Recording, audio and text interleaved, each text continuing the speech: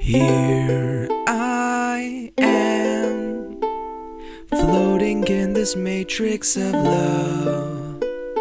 There you go. I wanna share these lonely lumps, but in this cosmic tragedy, there is no queen of lumps for me. One day I'm sure these lumps will be free. I don't know how that's relevant. I don't know how space and singing and Goblin Sword. The fuck was that? Goblin Sword is a game created by John Christodoulatos and his homie lefterist Christodoulatos. Insert Game of Thrones joke here. The game was released in September of 2014 and has been the most adorable platformer for iOS since Waifu Bird. Why there's a funny joke? It's not even funny. It's not a funny joke. Tell another one. The game has 4 different worlds with 16 different levels each and 2 bosses in each world. Each world has its own distinct theme, music, atmosphere, and is fucking awesome. It's like playing a game with distinctive themes, music, atmosphere, and awesomeness. What is the theme of this game? What is the underlying message of this game? No one? No one's gonna answer the question? Not a single one of you knows what Goblin Sword is about? No one's gonna answer the question? Just wait. 1 second. Okay, Goblin Sword. Fitzgerald portrays the 1920s as an era of decayed social and moral values. That's the theme. Decay of social and moral values. Winner. Detention. Detention. Detention. Go. Get out of the classroom. That's not what we're talking about. I win. I just win at school. Okay, can I have a diploma now? Out.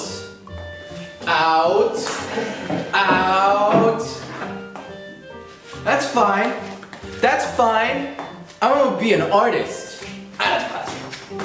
I'm gonna make good things and you'll see them.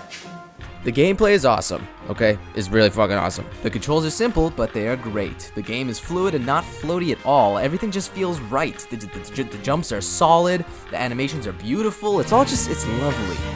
Now, there's a lot of stuff to collect. 24 weapons to unlock, and each with their own special attack. 24 relics that actually do help, they add a lot to the game, like my little baby wings with a little floating.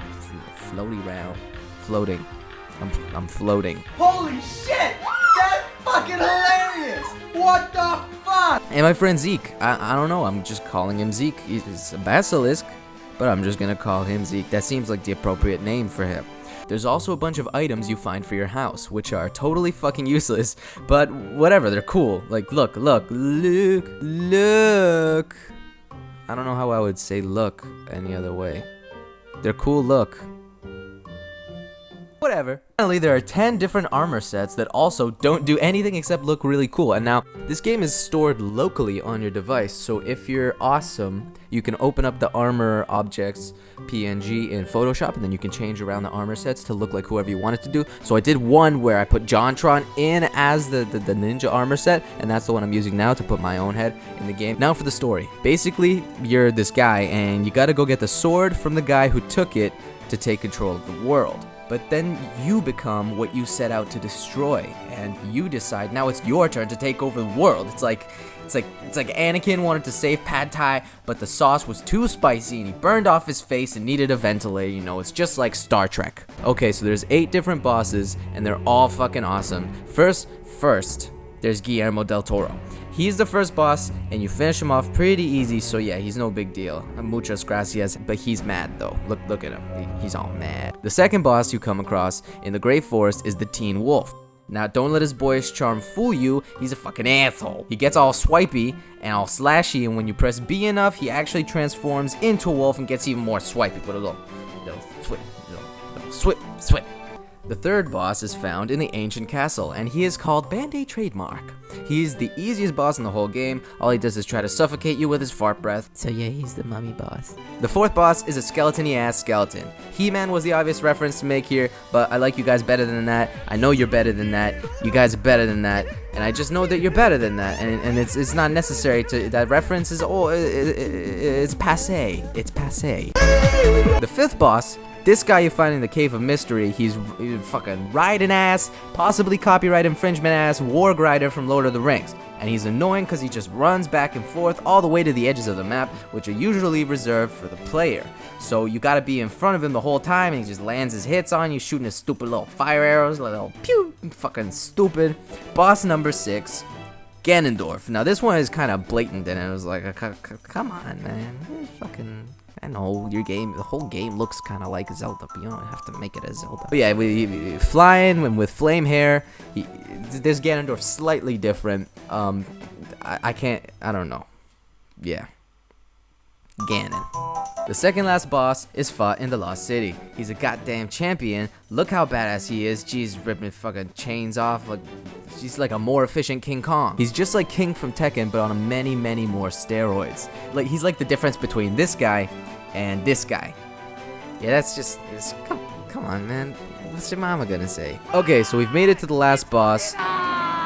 No, it's not Godzilla, it's called the Behemoth, the largest roller coaster in all of North America from late 2010 to early 2011. Anyway, the boss is really fucking tough. He's not too bad while he still has a lot of life, but towards the end, he gets a little sense knocked into him and remembers that, oh yeah, I don't have to do everything one at a time and in order. I can just do it all at once and really just murder. But if you've got enough hearts and you've got a helper with you, you can take him out pretty easy and win the game. That's the end. That's it. Finata. See you in Goblin Sword 2, Revenge of the Nerds. Hey there, this is Dooby. So how was that for a first episode? I thought it was pretty good. Now, listen. Here's where I tell you, if you enjoyed the video, you simply must hit that like button. It's really important. Also, please tell me specifically in very great detail what you enjoyed in the comments, and also subscribe. Check out my next video when it comes out in a couple weeks. That would be awesome.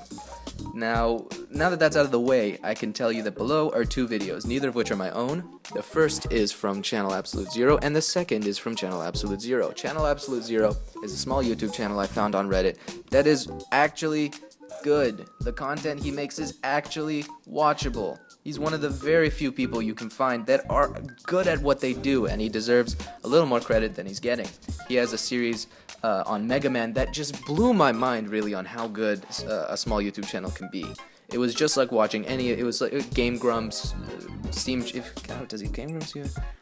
Train, Continue Show, all those guys. Do 2 best friends still do stuff?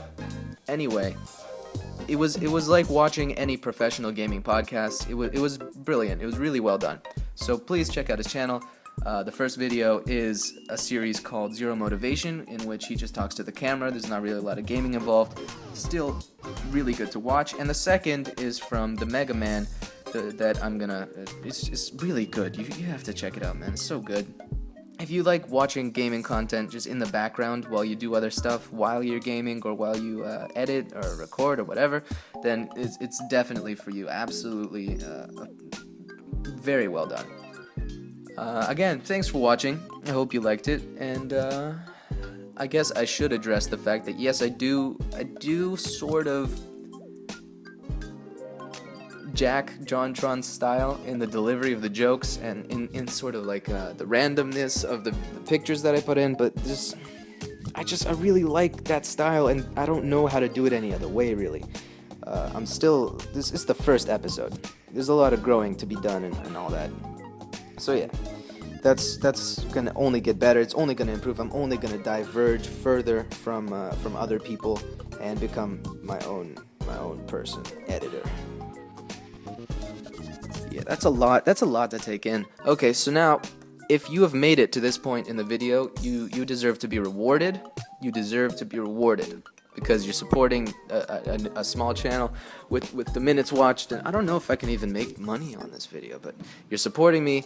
You're supporting channel Absolute Zero, so you deserve some sort of reward. Here's what I'm gonna do.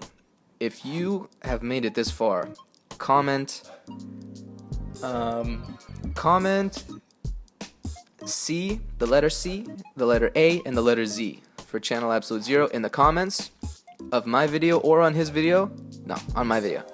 Comment CAZ on my video, and in the next video that I do, I will sneak your names and maybe your profile pictures. I'll sneak your names into the video in specific areas, and it'll be obvious enough for you to see it, but I'll sneak your name in there, and you will be in the video. So again, thanks for your views and your shares and all that. Thanks for supporting small channels, and that's all. See you later.